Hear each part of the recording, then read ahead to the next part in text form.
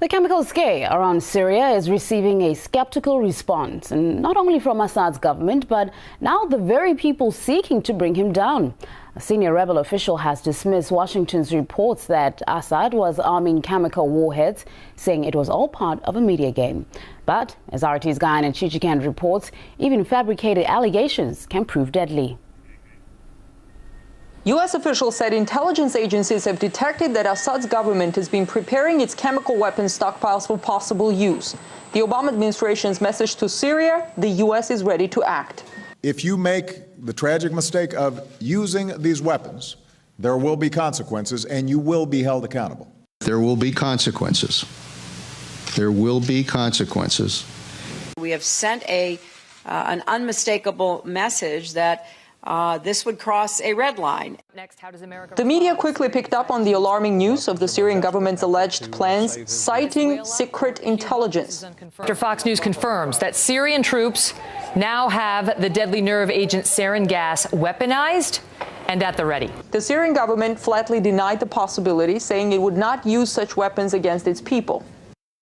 We would not commit suicide. We fear there's a conspiracy to provide a pretext for any subsequent interventions in Syria by these countries that are increasing pressure on Syria. The Syrian government sure knows that if they use chemical weapons, it would give NATO and some of their Arab neighbors who are itching to intervene in Syria the green light to go ahead with their plans. Damascus itself says it would be suicidal for them to do so. But with the fear and the hype building up over the use of chemical weapons against civilians in Syria, it seems the U.S. might be preparing grounds to jump the gun on this one. The jumping the gun scenario is not new for the U.S. Almost 10 years ago, the Bush administration confidently presented false evidence to invade Iraq. America cited bogus intelligence on Saddam Hussein's chemical weapons that never existed. The invasion triggered a civil war that killed more than 100,000 innocent Iraqis. And years later, all Washington had to say about this was, the president thought it was correct. Congress thought it was correct. Of course, I regret that it turned out a lot of it was wrong. In the run-up to the Iraq invasion, the U.S. media was instrumental in selling the case to the public. The Congress never had any proof ever presented, ever, of weapons of mass destruction. It all came from Tony Blair to the Cheney and Bush and Condoleezza Rice.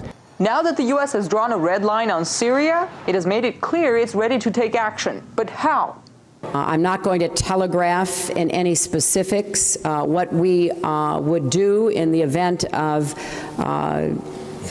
credible evidence that the Assad regime has resorted to using chemical weapons against their own people. But suffice it to say, we are certainly planning to take action if that eventuality were to occur. 2 American warships are already near the Syrian coast, with some 10,000 U.S. Marines and dozens of fighter jets on board. On top of that, NATO is sending American, German, and Dutch batteries of Patriot anti-aircraft missiles to Turkey's border with Syria, meaning hundreds more U.S. and European troops will be deployed to the frontier. NATO says deploying Patriot missiles along Syrian borders is a defensive step to prevent Syria from attacking Turkey. I don't think there's any requirement whatsoever for Patriot batteries on the ground in Turkey. Again, the Patriot missiles are designed to really protect primarily against incoming theater ballistic missiles or aircraft. The Syrians are not going to attack the Turks. The Turks have the most powerful military establishment in the region, the largest army in NATO. An intervention in Syria will be as bad, if not worse, than what we experienced in Iraq. The Pentagon said they would need 75,000 troops to secure Syria's weapons of mass destruction. The question on everyone's mind is, are they seriously considering that kind of a massive intervention? Because that could mean another Iraq coming soon, an invasion that could be followed by years of bloody civil war. In Washington, I'm Golan Heights.